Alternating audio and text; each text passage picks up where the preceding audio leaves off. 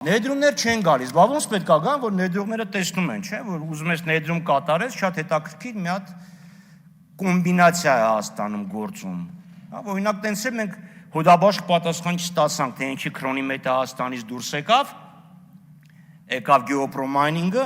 եւ հետո ինչի գեոպրոմայնինգը հանկարծ իր Բաժնե Տոմսերի մի էական հատված նվիրեց կառավարությանը։ Ինչի։ Եվ կառավարությանը աշխատակազմին է, ոչ թե պետգույքի կառավարման վարչության։ Այդ ինչի հանկարծ վիվասելի գործարքը տեղի չէր ունենում, տեղի ունեցավ, մեկ էլ ճտ, վիվասելը մի գեղեցիկ փաթեթով էլի նվեր։ Լիդիանը քանի տարի գործարք չէր, քանի տարի լիցենզիան չէր հաստատվում, մեկ էլ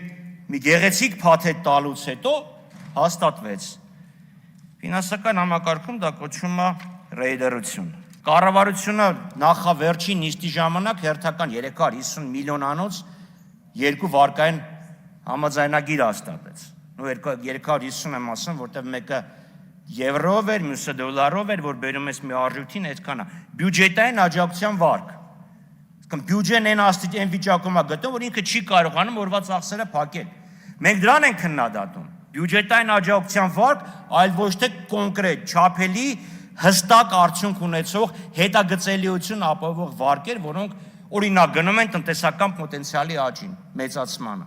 Մեր ֆրակցիան կողմ է քվեարկել օրինակ հյուսիս-հարավի շրջանակներում թունելի կառուցման համար վերցված վարկին։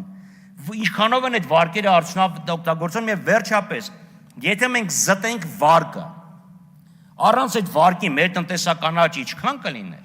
Հպարտանում ասում եք, այ մեր տնտեսական աճը մեծ է, տնտեսական ակտիվության ցուցանիշը մեծ է, եթե հանենք վարկերը ինչքան կլիներ։ Այս տարի վարկերի սպասարկման եւ մարգումարի մասնակի մարման գումարը 1 տրիլիոն է կազմելու։ Պետական բյուջեով նախատեսված է, որ մեր եկամուտները 3 տրիլիոն են կազմելու։ Այսինքն ստացած ամեն մի 3 դրամից մեկը տալու ենք պարտատերերին։